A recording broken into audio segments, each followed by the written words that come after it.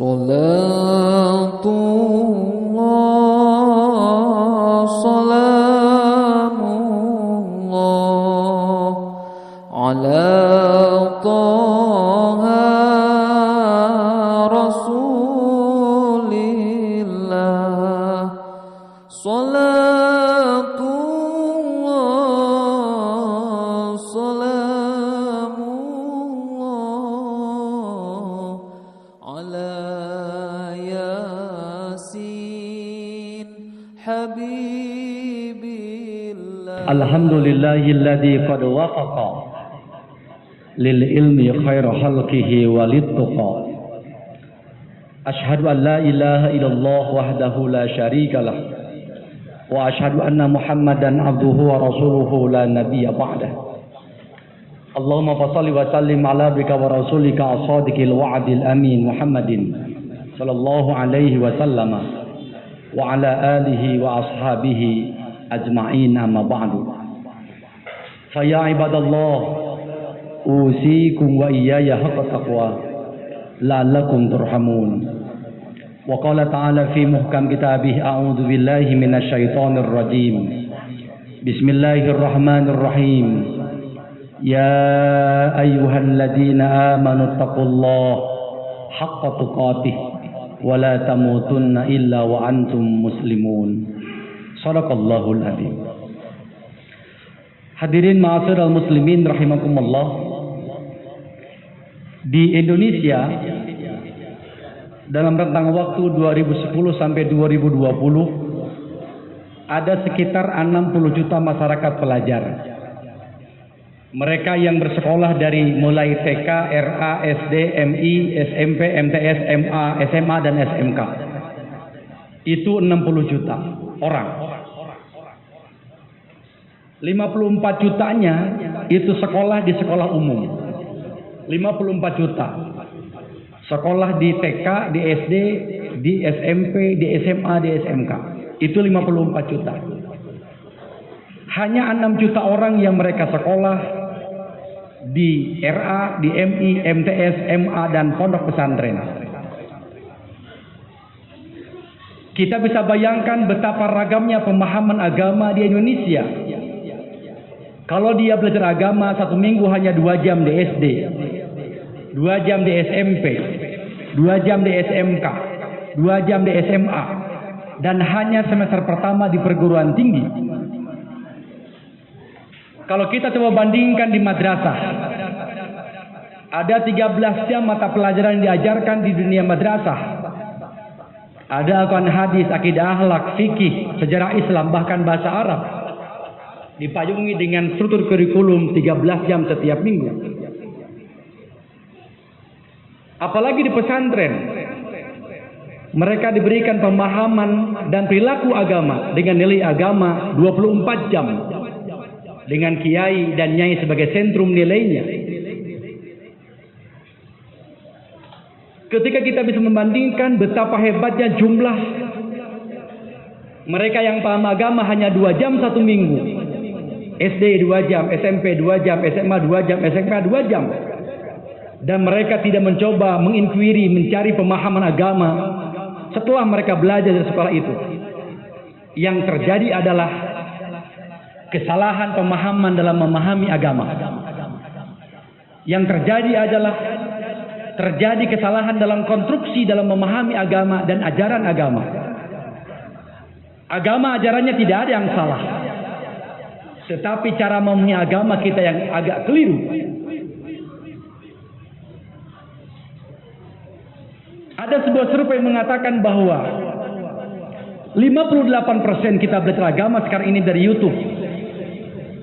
Bagaimana kemudian kita bisa paham agama kalau kemudian guru yang kita berikan ajarkan adalah dari sebuah mesin kecerdasan. Sang murid tidak bertemu dengan mursyid. Sang guru tidak bertemu dengan matlubnya.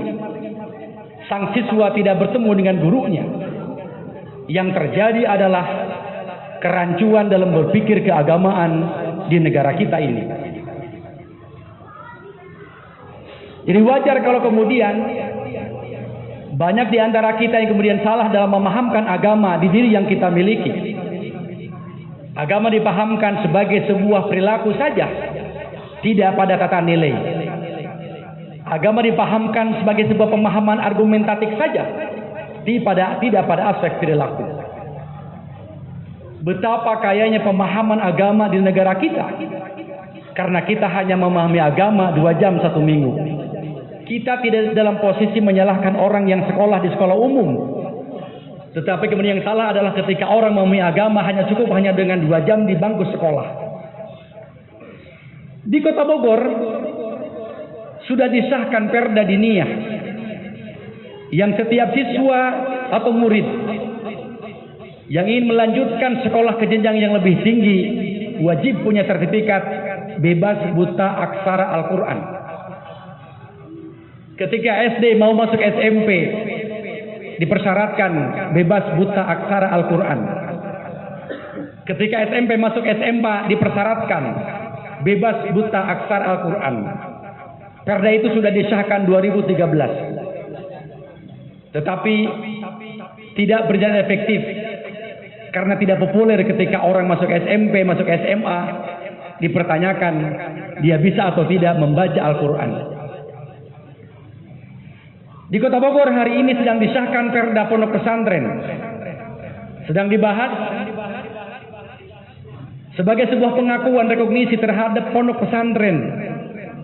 Sekarang banyak disinyalir pondok pesantren muncul di tengah masyarakat.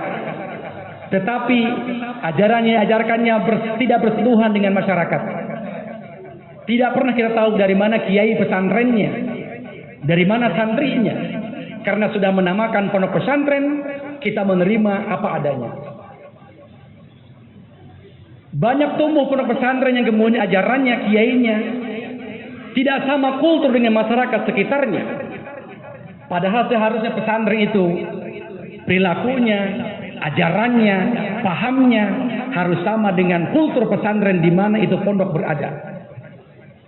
Bukan pondok pesantren kalau kemudian kulturnya berbeda dengan masyarakat sekitar. Bukan pondok pesantren.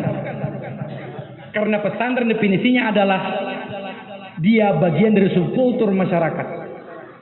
Kalau dia beda dengan kultur masyarakat, itu bukan pesantren. Boleh kita sebut dengan sebutan pusdiklat. Di Kota Bogor sekarang akan disahkan Perda Pondok Pesantren. Bahkan negara sudah memberikan Undang-Undang Pondok Pesantren nomor 18 2019. Apa ini? Dalam rangka menjaga wibawa agama yang diajarkan di tengah masyarakat itu. Syekh Yusuf Qaradawi membagi iman itu dalam 2 kategori. Yang pertama ada disebut dengan i'tiqadul ilmi. Iman pada perspektif keyakinan. Iman pada perspektif pemahaman yang dimilikinya. Kalau kita membaca ini maka iman kita sama dengan orang yang tidak beragama, bahkan dengan binatang. Allah Subhanahu wa taala menginformasikan ini dalam surah Al-Ankabut ayat 61 dan 63. A'udzu billahi minasyaitonir rajim. Bismillahirrahmanirrahim. Wala in sa'altahum man khalaqas samawati wal ard wa sakhkhara samsa wal qamar la yaqulunna Allah fa anna tufakun. Kalau kita bertanya kepada binatang, pada orang kafir, orang musyrik, kepada tumbuhan, man khalaqas samawati wal ard, siapa yang telah menjadikan langit dan bumi, wa sakhkhara samsa wal qamar, dan dia menjalankan matahari dan bulan. Kita dan mereka semua mengatakan la yaqulunallah. Mereka mengatakan Allah yang menjadikan alam raya ini. Yang menarik adalah pada ayat ke-63. A'udzu billahi minasyaitonir rajim. Bismillahirrahmanirrahim. Wala in sa'altahum man nazzala minas sama'i ma'a fa ahya bihil arda ba'da mautiha la yaqulunna Allah qulil hamdulillah bal aktsaruhum la yaqilun. Kalau kita bertanya kepada orang-orang kafir, orang-orang musyrik, orang-orang munafik, binatang, bahkan tumbuhan, siapa yang telah menurunkan hujan dari langit dan menghidupkan dari kematiannya? La yaqulunallah.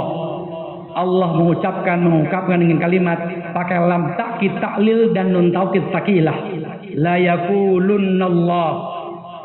Tapi Allah katakan, qulil hamdulillah. Segala puji bagi Allah. Bal aktsaruhum la yaqilun. Akan tetapi kebanyakan mereka tidak berakal. Pada perspektif argumentatif ilmu dan keyakinan, kalau kita ditanya tentang siapa yang menjadikan semua ini, kita jawab Allah, maka kita akan sama imannya dengan orang-orang yang tidak beriman.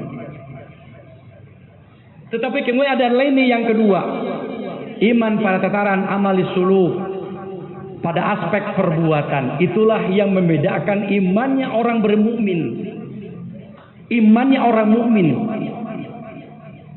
dengan orang yang tidak mukmin pada prospek, pada aspek pekerjaan kesehariannya.